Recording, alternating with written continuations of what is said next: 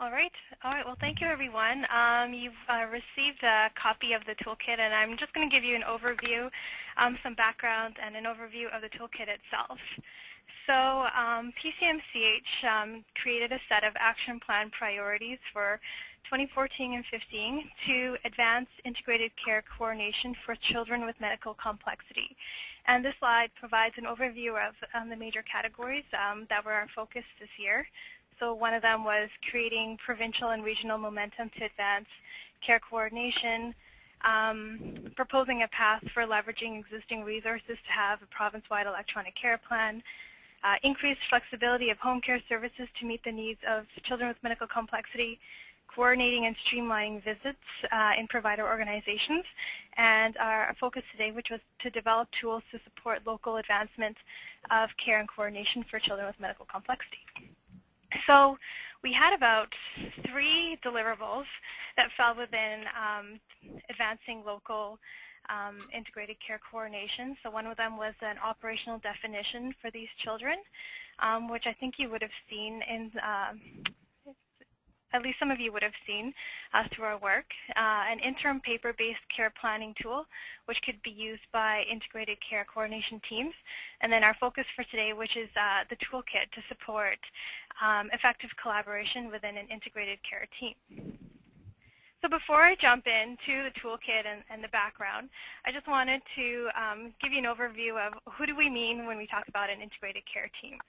So it includes the family and child, and interprofessional representation from the continuum of care who support the family and child, which include at least one primary care provider who comprehensively understands the child's developmental and health status and complexity, and one point of contact for the family regarding clinical care coordination.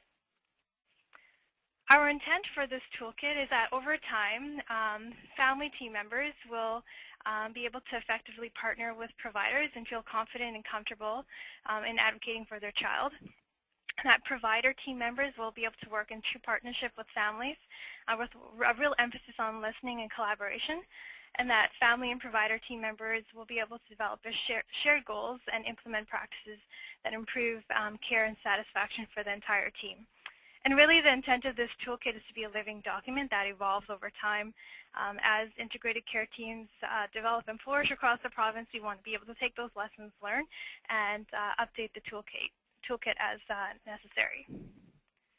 So in terms of the approach that we used to be able to create this toolkit, we identified a few family representatives and some provider representatives who provide care for children with medical complexity, and we also wanted to talk to other providers who are involved in interdisciplinary or integrated care teams for their insights. And when we were interviewing these different key informants, our real questions were for them to tell some of their observations and challenges that they saw in terms of the family and care provider interaction in a healthcare setting, which included hospital, the community.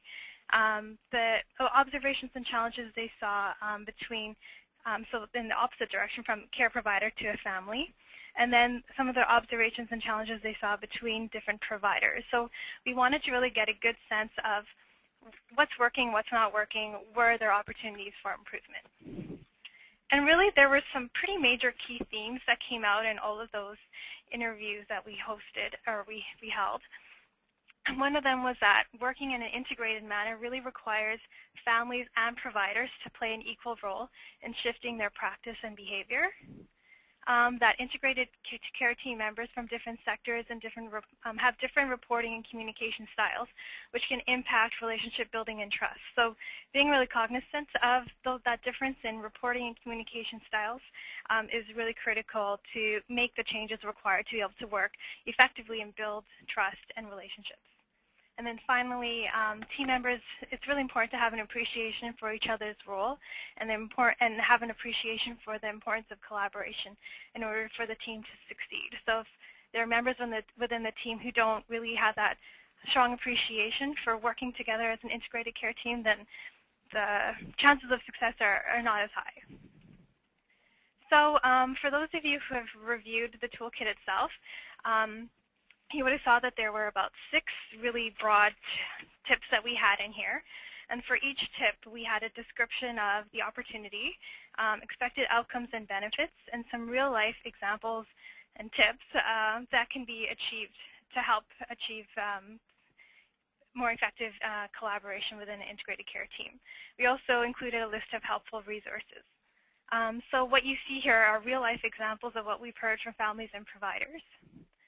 The first one here, I'm just going to give a quick overview of each of the major tips that we have here. So the first one is about sustaining senior level leadership, and this is really about without buy-in from all the representative organizations who articulate the vision, you really can't have success. So identifying all the members of the leadership group and establishing an appropriate management structure to execute the leadership team vision and integrated care of the integrated care team is really important. The second one is establishing a one-team approach. So this is really about breaking through real and perceived barriers and silos in order for each member of the team to get to know each other and their scope of practice in order to work as a cohesive team with shared goals. So what we have here is understanding each other's role within the care team, maybe forming formal partnership agreements to facilitate cross-organization collaboration. The next tip here we have is focusing on relationship building. So in order to create a culture of trust and collaboration, it's really important to invest in relationship building. So part of that is proactively getting to know members of the team, and what we've heard are things like attending meetings in person, informal coffees or lunch to get to know each other. That really helps to break down the barriers between different team members and just get to know and understand what each other does. And things like team building and interaction through non-client related activities have proven to be effective in team building. In terms of effective communication and information sharing, this is about recognizing that each team member, as I mentioned before, may have different communication styles, and identifying communication and information sharing techniques that work for the team is important. So I heard from a few people that the SBAR tool, the situation-based background assessment recommendation tool, is a really good way to debrief between team members, and it really promotes structured communication that's short and concise. Also, just having accurate and up-to-date information can also ensure consistent messaging between all team members. And looking to see how technology can be used to facilitate communication between team members in different locations is also very helpful. Then we have optimizing child and family functions. So this is about working together as a team to create a supportive environment that responds to family needs while respecting providers' roles within the teams. And this really came from recognizing that some family team members may wish to be more involved within the integrated care teams than others, and that really just depends on their level of comfort and confidence. So being very clear about the level of involvement the family wishes to be involved within the team is really important, and recognizing that it might change over time depending on their circumstances. And that's just one example there. And then our last tip here is develop an effective decision-making process. So this is about having a transparent and constructive approach for decision-making that ensures diverse viewpoints are heard and appreciated. So it's just really ensuring that the decision-making process links back to the team's shared goals, and having a conflict resolution process to, naturally there's going to be conflict or there's going to be challenges within an integrated care team. So having a process to make effective decisions is really important. So, a lot of these, they're all kind of common sense ideas and concepts, but from what we've heard is that these are the experiences, the real-life experiences that families and providers have had, both working within the integrated care team and working with children with medical complexity and other interdisciplinary care teams. So what you have here is a real synopsis of it. So in terms of our next steps, we're determining a dissemination process to share the toolkit with existing and new integrated care teams. We also want to be able to create something that's just a bit more palatable and family-friendly. So it's beginning to shape up to perhaps be a one-pager for families. I also learned from one of our advisory committee members it might be a good idea to come up with a youth version for those children who are, not so young, but are not quite adults yet either, so to help to empower them as well. So that's our next steps for the toolkit. So that was a really fast overview of what you were, what Lisa shared with you, and I'm going to open it up to any questions that people may have. Thanks very much, Preeti. Does anybody have any questions or comments or ideas about what we can do with this toolkit?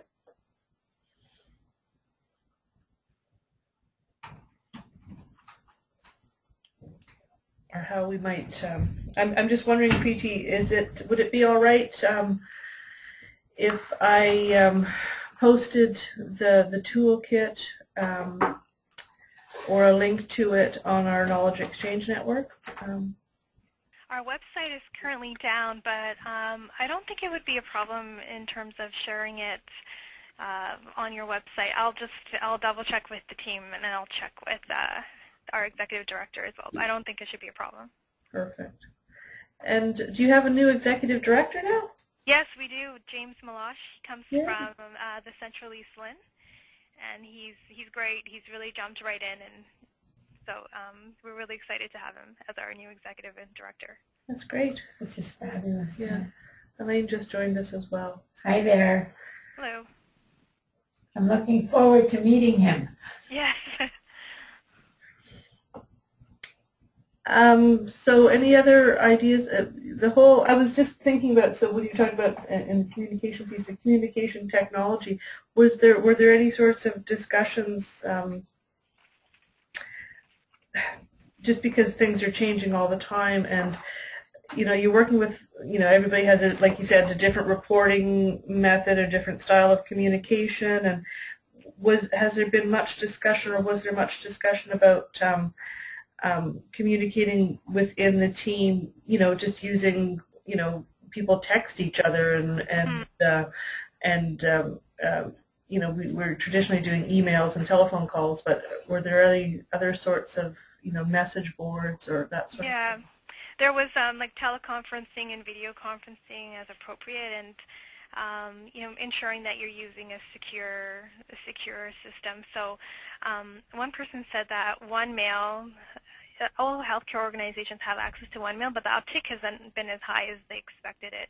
But it allows secure inter-organization and email communication, and that there should be more, people should look into OneMail a bit more to see how it could help to facilitate communication, and then obviously OTN for video conferencing.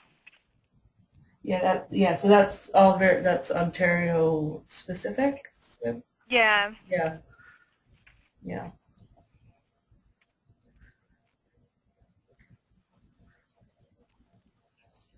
So were there any other thoughts, or do you have anybody else have any sort of similar toolkits or similar resources that they use for building teams? Or Hi, it's Angela in Halifax. Preeti, thank you very much, and I can see how the tools that I shared a couple of sessions ago would really blend in nicely with this. Mm-hmm. And I can see, taking this model to our provincial government to show that there's, consistency across the country, and we're not just winging it. It's going to be really, really helpful. Oh, great. We really looked at the CanChild website for a lot of our helpful resources, and there's such a wealth of information there in terms of family-centered, patient-centered care.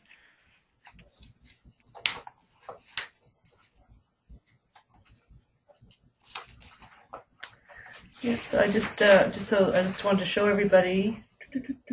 So we have our Angela's presentation from previous is on our Knowledge Exchange Network. So all of our presentations that we've had over the last few months have all been posted up here, and Preeti, with your permission, will post your presentation as well. Sure. So people can go back and you can compare and you can look at those things, and it's a good way to, you know, you revisit an idea and then you can make a connection. So,